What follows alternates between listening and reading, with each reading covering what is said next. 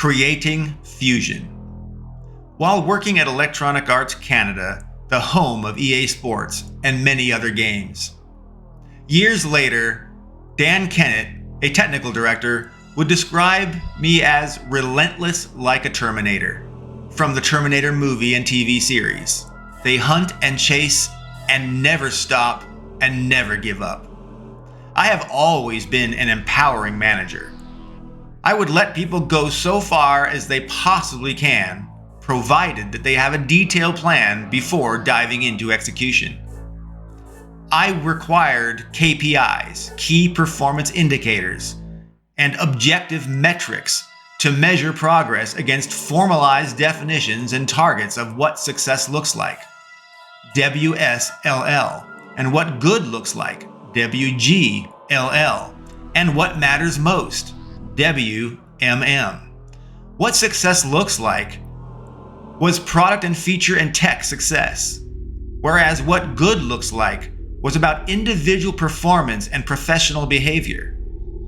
And what matters most was about product or tech features in a stack ranked list and a cut line. What success looks like, what good looks like, what matters most were simply ways to help people understand the cost and priority of what they valued most, with a cut line that could move up or down according to the development schedule in progress.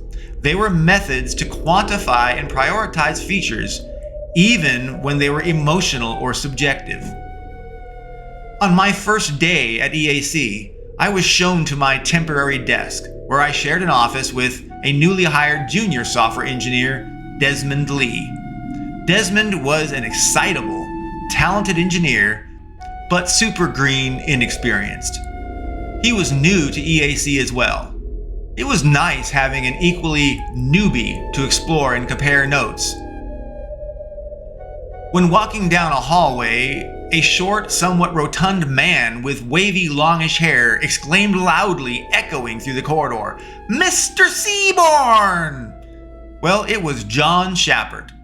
John had been in the computer and video game industry as long as I had been.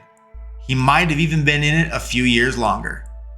That was very rare then, and it's even more rare now.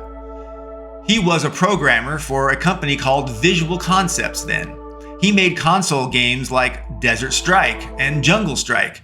He would later be co-founder of Electronic Arts Tiburon in Florida.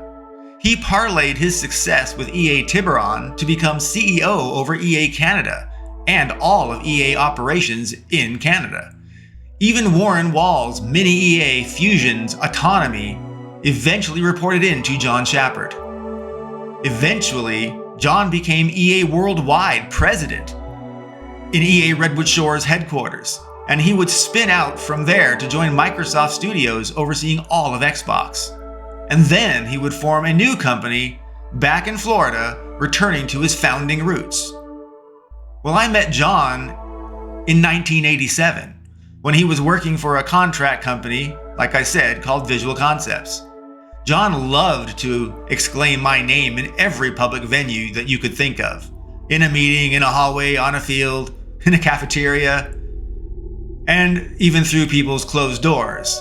He would exclaim, "Mr. Seaborn!" Once he even came with a megaphone and exclaimed that through someone's door.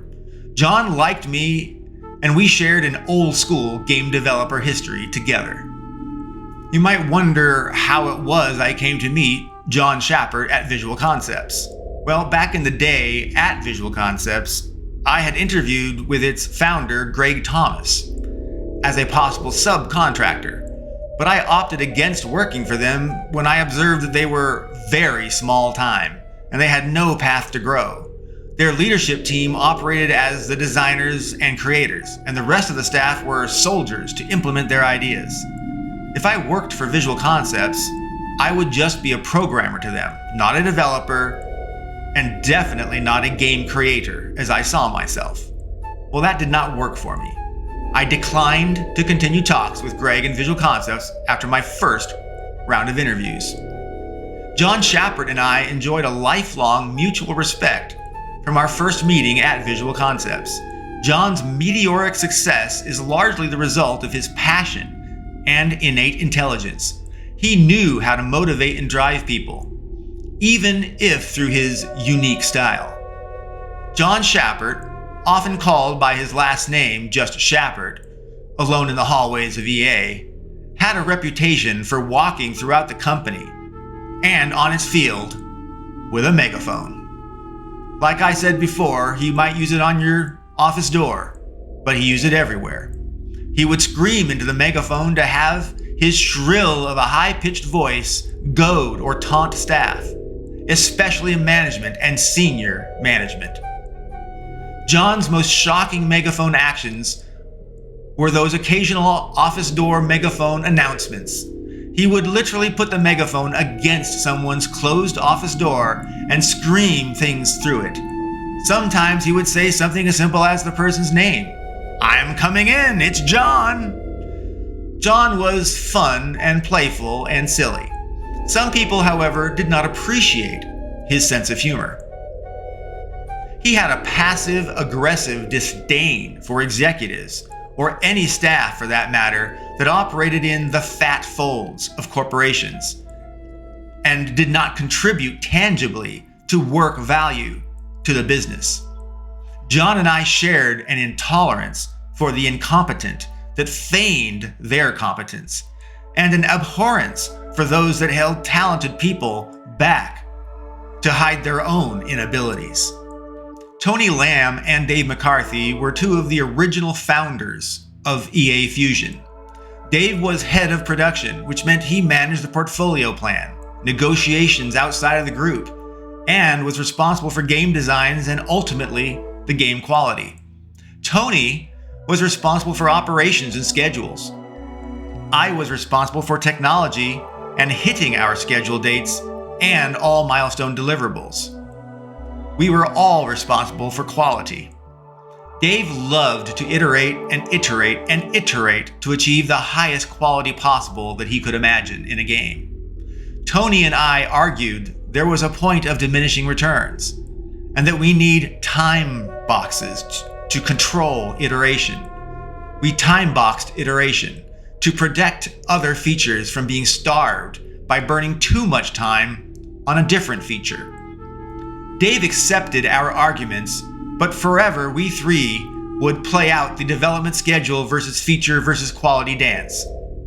I coined Dave's desire to tweak and tune games to the 11th hour at the risk of other features, or the schedule, or even shipping on time as addiction to iteration. We would forever use what matters most, WMM, with a defined cut line along with feature and tech financial and time cost estimates.